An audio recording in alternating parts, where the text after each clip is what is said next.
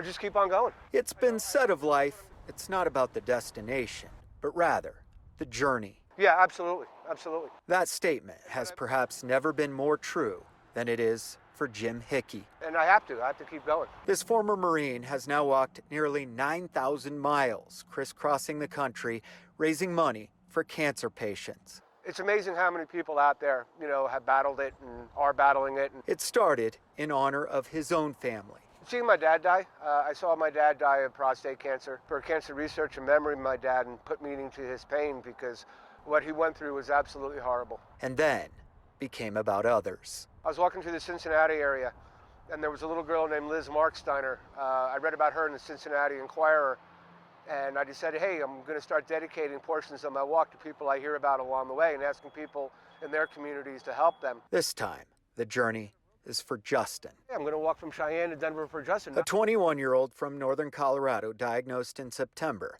with a rare form of brain cancer. Diffuse midline glioma. Well, it started affecting me in August, and that's when I started noticing stuff when I was working.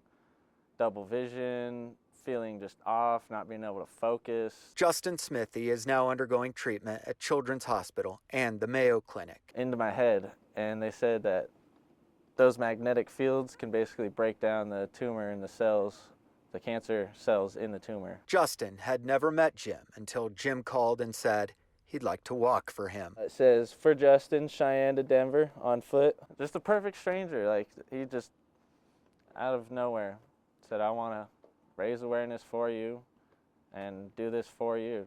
I don't want nothing. The GoFundMe is now at $11,000 and climbing.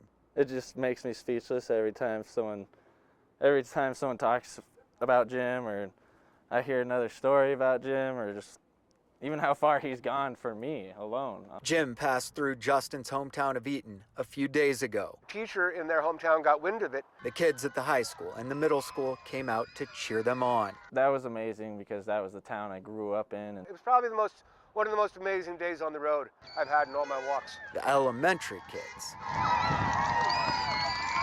just pure gold. Yelling and screaming, chanting his name, it was magical, actually. A journey with supporters joining Jim along the way.